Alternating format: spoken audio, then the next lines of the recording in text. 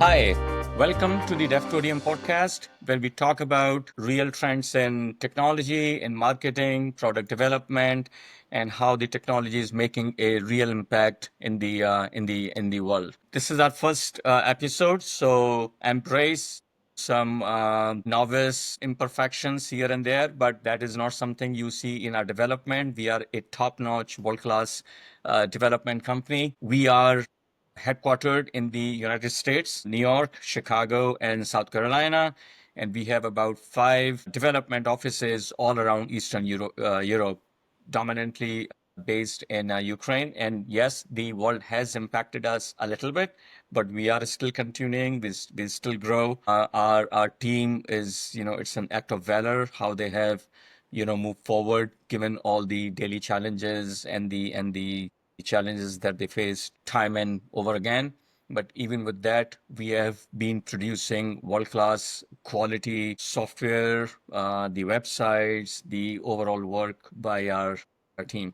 I'm Abhishek Jain. I am Chief Product Officer and the innovator at Devtorium. I spent about 30 years in the industry. I have built and sold about 3 companies. I have built about 8 different SaaS products. Worked for some Fortune 50 companies like Deloitte, WeWork, United Healthcare. I've been in the US for a very, very long time. And with me, I've got our brilliant CTO, our head of enterprise technology, Oleksii Makarov, who is probably the smartest technician that I know in the whole of Europe. There isn't any hackathon, there isn't any top coding competition that this guy has not won.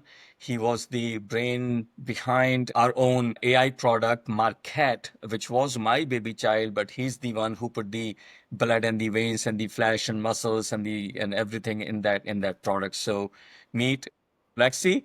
I hope you guys will Hi. enjoy this conversation. Is going to be highly tech. You will see the smoke coming out of your computers while this conversation go on, but we will try to make it, fun as well. So, Oleksii, let's kick things off. Tell us a little bit about yourself. Tell us what keeps you, exciting given the challenges and the opportunities, around you and worldwide. And then tell us, what you are working on these days that keeps you going every day. Yeah, thank you, Abhishek, for introduction. Hi, everyone. So what I would like to share today, about our main topic, it's technologies, new technologies, and actually what we should have from, trends, what do we have right now in the world. And for example, as Abhishek, you said that we have good, good opportunities, good knowledge in development software, and especially when we are talking about AI. So we're trying to involve specialists. We are trying to involve, technologies that provide better, maybe processing, better development process in our company. And as from your main question, what I would like to say is that, so right now we have a huge opportunities that allow us to use AI, and from a technical perspective, I think any company in the world that work, a development company in the world should deep dive to this technology and understand them very, very good on high level. From the Devtorium perspective, we working about 5 or 6 years with trying to not involve, but actually use AI, different AI technologies. It's a computer vision,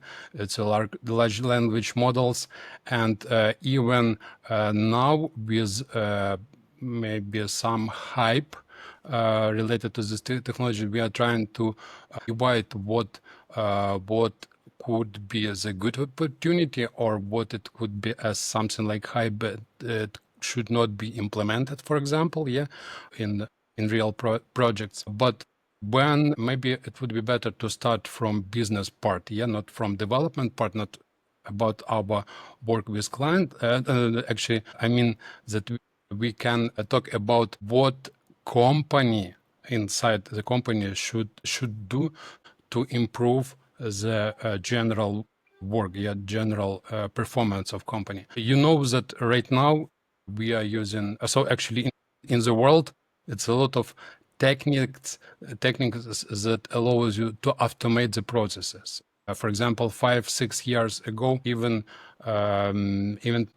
difficult to understand how you can, for example, automate some processes with documentation. Yeah, and for example, with GPT, with transformer models, different models that are working with that represents in large language models, you can do anything. What do you want, from analyzing data, from analyzing documents, to generating very complex results with ability to search in internet, with ability to run some services, commands, etc.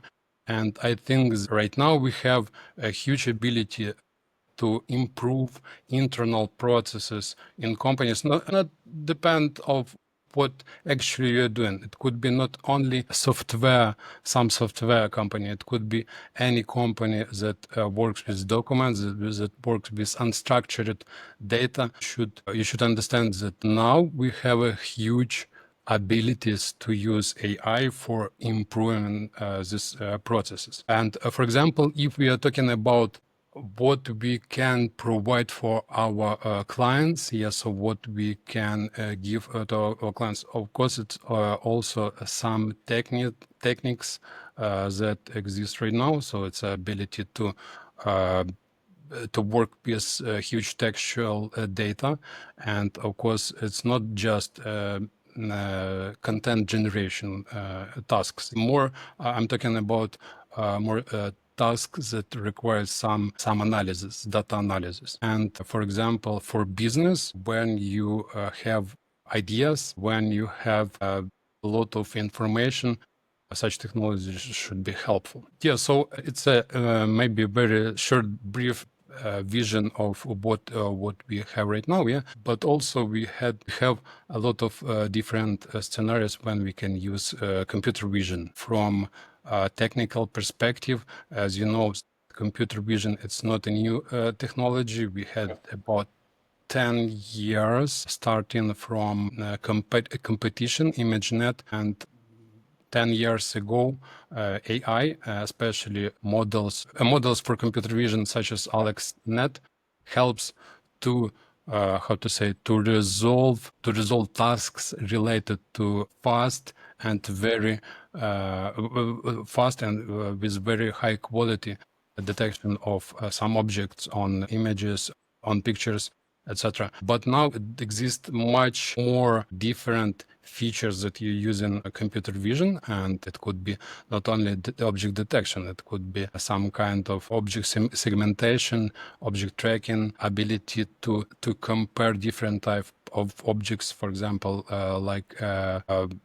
face technology could be implemented in modern products like websites or even mobile application websites. It doesn't matter. But from technical perspective, this technology has a huge impact on human life. Got it. Got it.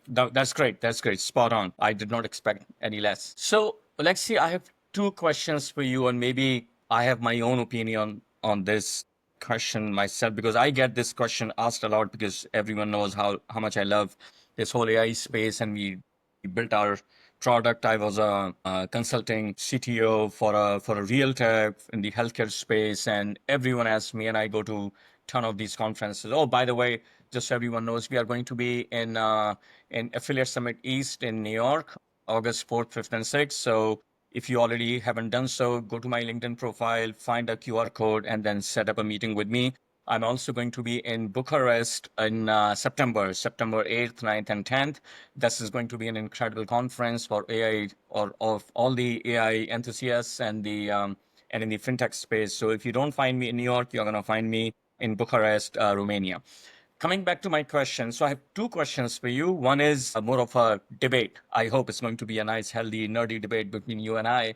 And that is, people ask me all the time, like, Abhishek, how do you see this AI you know, as an human evolution, as a way to make humans smart, or is it a threat that is going to replace humans with the machines? Is AI here to make people smarter, or is AI here to just eliminate humans and then take the role, of what humans were going to do?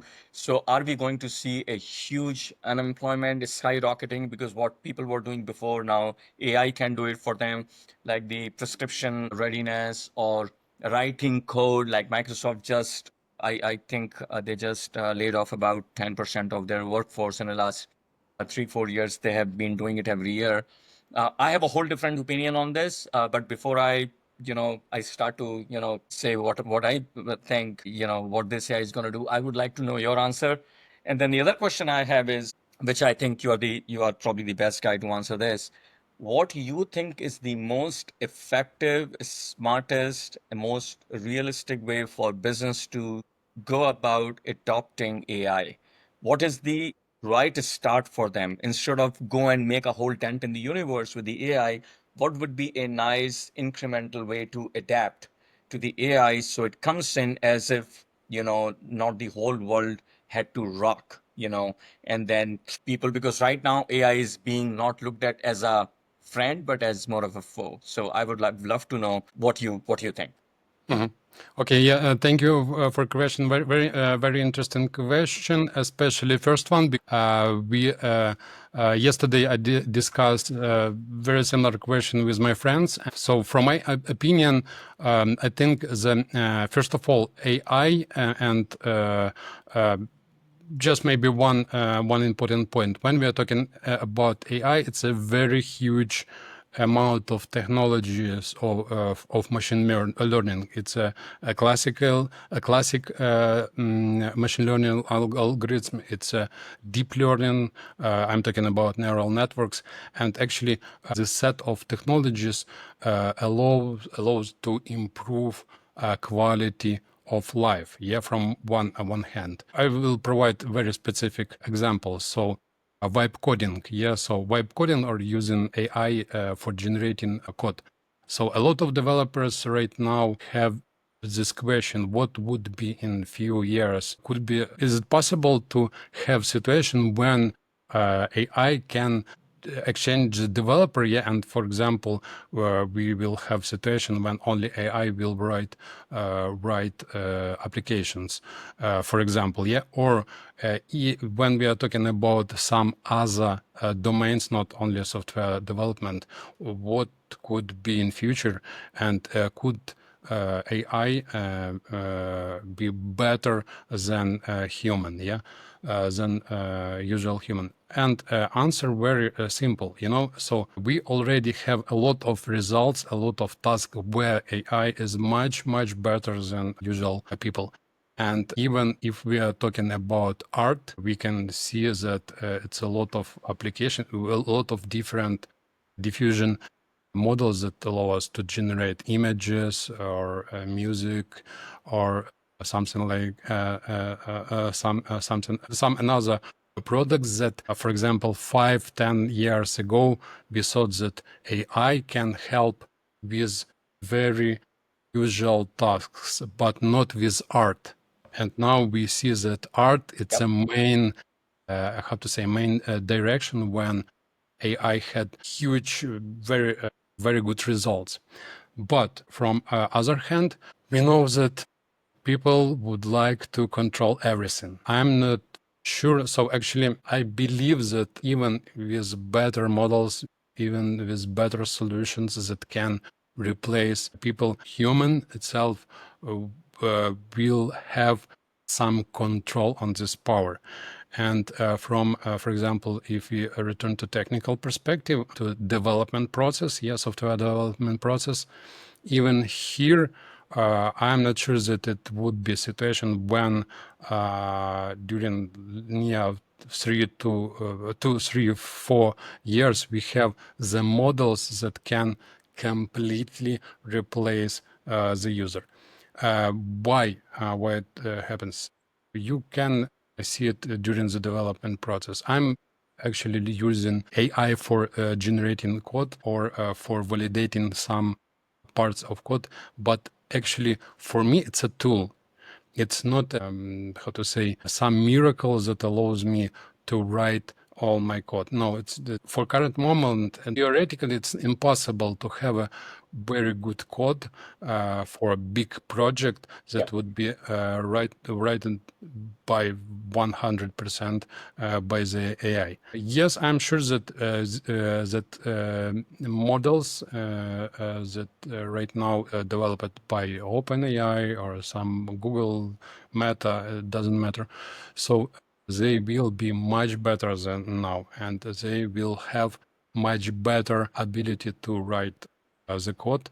But in any case, the decision, the last decision would be by human. If we are talking about some, how to say, some special scenarios when AI could be better and could replace the human, I think we should talk about areas when some dangerous job, when people could have some impact for health, or some, how to say, some places when people should be replaced by AI. Not AI, but maybe we can say with some robotic system with AI, powered by AI. And I'm sure that right now exist a lot of such jobs when such technologies could be replace the people. And it's not bad, it's good, because gives it can give a lot of new type of jobs, for example, such as operator of such robotic systems, for example, but in general, I hope that people does not, how to say, people do not have a certain, to say, AI for the destroying humanity or make some very bad things for human future. I hope. Well, Yeah. with all the good stuff, there is always something which is challenging that always comes. So I unfortunately do, see that there will be a small place of AI being abused and misused. But I largely see so far all the good stuff. I also feel AI is a loose cannon. Given where we are, it does need some regulations. It does need some sort of boundaries and the frameworks around it. I think it's very loosely used right now with all the deep fake spamming and the videos which are just circulate all the day, all the time, all over social media. With that, I still feel, as I said, no good deed comes, unpunished. So it is being misused already and abused as we speak. I'm sure as with the time, and as we invest more in it, it will get regulated. It will get some boundaries around it. Similarly, as you said, and I think we are on the same page about what AI is here to do, is to replace humans or is to make humans smarter. And my answer is always like computers in 90s did not replace humans. Before computers, Palm Pilot did not replace humans, or the typewriters or the Aloha or any other tools. And as you said, it's a tool, it's not a robot. And when people ask me what is AI here to do, and my standard answer, and if you remember that back in 2019 when we were building a product, I used to say AI is a IA. It's an IA. It's an intelligent assistant to humans. It is not here to replace humans. It's only to make you smarter. With every tool that came into play, electrics, electronics, or electricity, or the planes or anything, it only made us smarter. It's, what I call the human engineering, which is, to the ability to make us, work faster, better, cheaper, and in a small amount of time. That's what I call human engineering, just giving a better ability of our brain and the physical and the mental ability to do things faster. That's what AI does. It's not here to replace humans. It is here to make us smarter. Just like from my 10 generations ago, what my ancestors did and what I do, I think I'm much smarter than them. And I'm not dragging. It's just the fact. Okay. Time with the human evolution and the time, and what we have gone through with the help of technologies, and just the how generations change these days. We talk about millennials and generation, alpha and X, and my generation, whatever it was. What is generation? That's what the generation is. Every time our information doubles. Back in the time of French Renaissance or revolutions, our information used to double every 1,000 years. Then it changed to 400 years. Then our information started to double in 50 years. In 1990s, our information was doubling in 10 years. Every time you double that information, your generation change. These days, our generations change every 2 years. Okay. AI is going to make that process even faster. People, I have two children, and, they are only 3 years apart, and they are from two different generations, and they are only 3 years apart. They completely think differently. When I have to learn something today, I learn from the traditional prime media. When they have to learn something today, they go to TikTok, they go to X, they go to different platforms. Okay. So the information fetching mechanism has changed. That's what AI is going to do. It is going to give you a whole different channel to make you knowledgeable, not smarter or faster, whatever, but make you knowledgeable. And that will change the information. It won't, human in the loop, HITL never goes away. Okay. But in the HITL, the way you fetch the information, that's what changes. And I think AI it's not a miracle. It's a transformation to how the next generation of computing, next generation of technology, and the innovation is going to look like. So yes, you are 100% right. Let's just talk about our current work. Like, what interesting stuff you are working on? What makes you proud about the current, tell us about, what gets you excited. Give us something like, nice techie stuff, which you're working on, and what this world is just about to see in terms of new trend or new impact the technology is going to make, that you're working, as part of Devtorium team.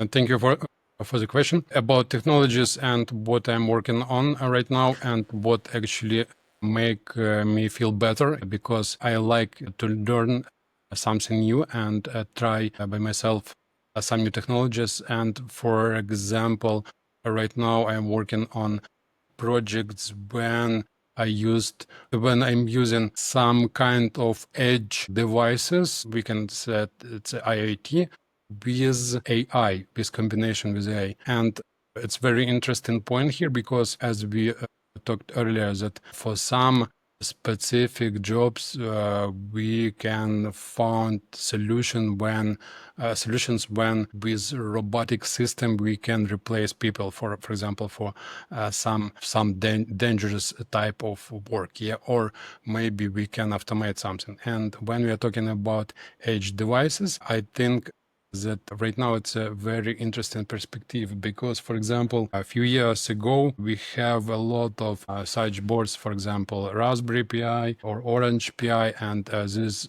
boards is microcomputers that allows to write a simple program without knowledge of knowing assembler, to write different type of complexity of applications that allows you to automate, for example, some processes. And right now we have next step, not right now, we have few years already, yeah, such devices as, for example, NVIDIA Jetson, that this device is powered by AI chip that can accelerate some AI computing, parallel processing AI computing, and actually it much better extend abilities of some of these microcomputers, because with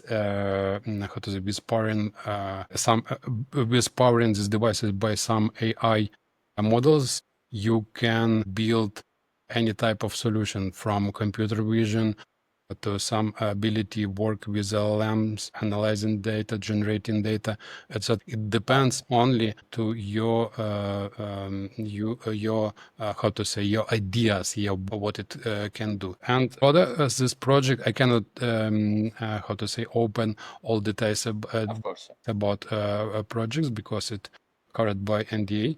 And but what I would like to say is that a lot of new clients trying to found the way how we can use, for example, such devices and what could be implemented here. Because previously we worked only, in many cases, we worked only with usual enterprise solutions, backend, front end, some business ideas from client, but from from infrastructure perspective, it was very, very simple. And now I see that many clients try to extend, a vision of how new projects could be implemented. And just for example, with this device, you can control, for example, you can control a building and control some some security part inside the building, or you can have your garden when you should create something like a natural ability of ecosystem for your garden, and it allows to do with such computers. And the main reason why it's important, it's the power of this microcomputers, because for example, this one has about 20 watts. 20 watts. It's not 100 watts or more. Yeah. So this consumption very, very low. And actually it's from, if you're talking about CO2 issue, yeah, when we should, think about our natural in future, we should think about how many energy we can save. And this is a very important point. That's great. That's great. Amazing. Amazing. I actually just built a computer, a tower for my son. I still love doing that. I've been building, my home computers with the lights and everything, with the transparent chassis and all that stuff. So I still love it. And I just built a computer for him, and he just loves it. Different sound coming out, and he plays computer. So he just needed this super fast graphic card from NVIDIA. He just loves it. Cool. So, yeah. So let's keep going. Let's have maybe a couple of more questions. So, let's just talk about your team. How did you, because there is so much distraction going on with the AI, and the technology is changing every fortnight and with the speed of literally light and the bullet. How do you keep them focused? How do you decide that this is more of a fluke, this is more of a, buzzword, versus this is more of a trend which is here to stay? How do you decide between noise and the music? If you know what I mean, when it comes to technology, and how you keep your team motivated and focused on what to ignore and what to embrace? Very interesting question. The motivation here is very simple. Each person, each developer should have this inside. You would like to learn something. Of course, you will have some good results in future. By extending tech stack, by extending knowledge related to some new technologies, just learning linear algebra or something like this, it helps you in future. And for example, from perspective of R&D team, of what do we have in our company, we are trying to keep on track the process of self learning, yeah, and trying to move forward with understanding of new technologies. Important part here is that a lot of developers with good experience, more than 5 years, for example, 10, 15 years, they all started without deep knowledge of what AI means. And this is not it's not a problem. It's a normal. It's actually normal scenario. But now I think every developer should be on the same page when we are talking about, for example, deep learning. What is deep learning, yeah, or what algorithm, classic algorithm of machine learning exists, yeah, how it could be used during the development process. And of course, I'm not talking about deep diving to the ability to, for example, to create your own model on TensorFlow or another or using another solution, but I'm talking about general understanding how it works and how, and if, for example, some specific developer will have request, yeah, or a team will have request for new product, when you should use some of this technology, you should know what about the main idea of how it works and how it could be implemented. From another point of view, from how to say, from client perspective, we also see that people have changed the understanding of AI in general. Yeah, because for example, when GPT was released, for example, yeah, it was very huge hype about how we can implement, for example, chat or some agent on a new some startup, but even clients had issues with full understanding the goal of this implementation. Now we have some progress, and for example, new clients, new opportunities when comes to our company. From technical requirements, we see ideas, not only just could you please implement this stuff, the ideas why it should be implemented, what it could give to the business. And it's a good progress as from technical perspective of understanding how you can implement some AI features, some AI stuff, to what actually you would like to do from client side, what do you actually would like to do in your product. So that's why when we are talking about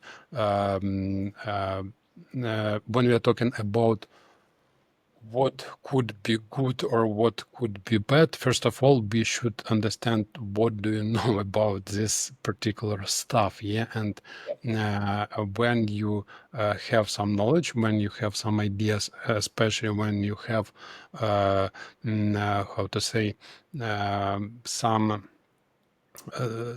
practical practice in this specific technologies, then you can correctly understand and estimate if you need to implement it or you need to use it or no. But if we are talking about not AI, but about some other trends, yeah. So for example, from my point of view, I'm not fan of low code and no code. I'm sure that it's a lot of people can say you are not right because it's a future, etc., etc. But from from technical perspective, I know that a lot of, for example, a lot of languages that have a lot of tools that allows you to write good programs by using these languages, that allows you validate the code, they allows you to improve performance of this code. All that these things allows you to build application with very high quality. Yeah, of course, it depends on your knowledge and your level. But when we are talking about low code and no code solution, I don't believe that such solution can you build huge applications with good performance and without any issues in the future, because You are 100% right about that. And sorry to interrupt because I have had my own fair share of these debates with industry leaders, and I have ton of friends in the New York and New Jersey, Connecticut area, and I talk to them all the time about this topic. And my time at WeWork, I was responsible for the entire SaaS portfolio of WeWork. We had about 900 different tools and software, and we had a pretty decent size of automation tools like Bubble and Tray, Zapier, on and on and on. And you're 100% right. When people ask me about low code, no code like Bubble and other software, I said, these are great platforms for prototyping, but I still do not see, at least of all the companies, and I know a decent amount of companies in the Bay Area as well as East Coast and the West Coast and the everything in the middle. I still don't see any big company, or I'm sure there are. Obviously, what I know is just an anecdotal example. I still don't see big companies adapting, low code, no code for their living. These are great tools for prototyping, just for a proof of concept, just for the experimentation standpoint. And just like you said, they are still not built to for thousands of people using your product, or the traffic or the load or the stress or the complex programming, what we call it, that's where I think it lacks. So, I agree. Oleksii, let's have one last question, and then we'll probably wrap it up. And then, I'm sure this is just the beginning of what our podcast series is going to look like. Just one. If you had to give one advice, one insight of your enormous experience and expertise in the AI space, and today we are just going to talk about AI. There will be thousands of other topics we will pick up as we go, but today let's just stick to this AI because that is the most talked topic on the planet. What is that one piece of advice, suggestion, your thought that you like to give to people like me who are industry thought leaders, CTOs, CIOs who have been running, infrastructure, tech infrastructure, building applications? What is that one advice? What is the best use of AI in their day-to-day product development projects, foolproof execution, quality control? Where does AI can fit in today to give them a most low-hanging fruit? That's what AI did to us, and that was the most,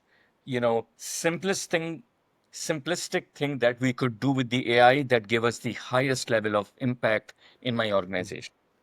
It's a very complex question, but I will try to provide very simple I answer for tried you. my best to be a simple question. I'm sorry.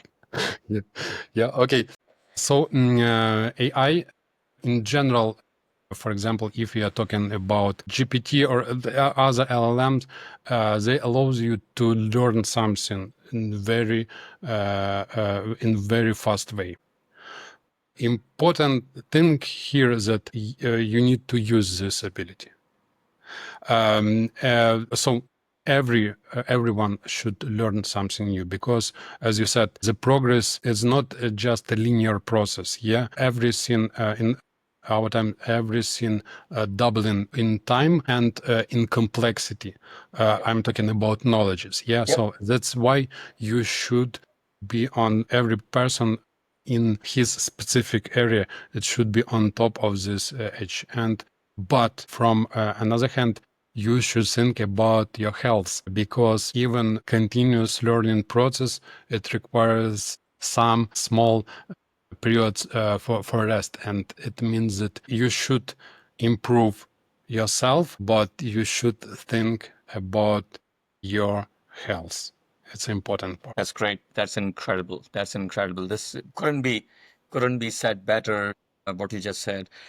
All right, let's wrap it up for today. Thank you so much, everyone. That's it for today's episode. Thank you so much, Oleksii, Thank you. Thank you, our Abhishek. Head of Enterprise Technologies, Architecture, and the Research and Development branch of Devtorium. Our listeners, thank you very much. I hope you will get something out of this conversation. Please do not forget to subscribe to our channel on YouTube, LinkedIn. Make a connection with me, make a connection with Oleksii, and stay tuned for our second and the forthcoming episodes. I'm sure there will be a lot of super techie talks, but there will be some industry talks. We'll talk about product development. We'll talk about, we'll talk about our business model. We'll talk about how we are different or what we try to do differently than the other companies. And please meet me at the New York conference, or if you are in Europe and New York is too far for you, then meet me in Romania. Thank you so much. Thank you.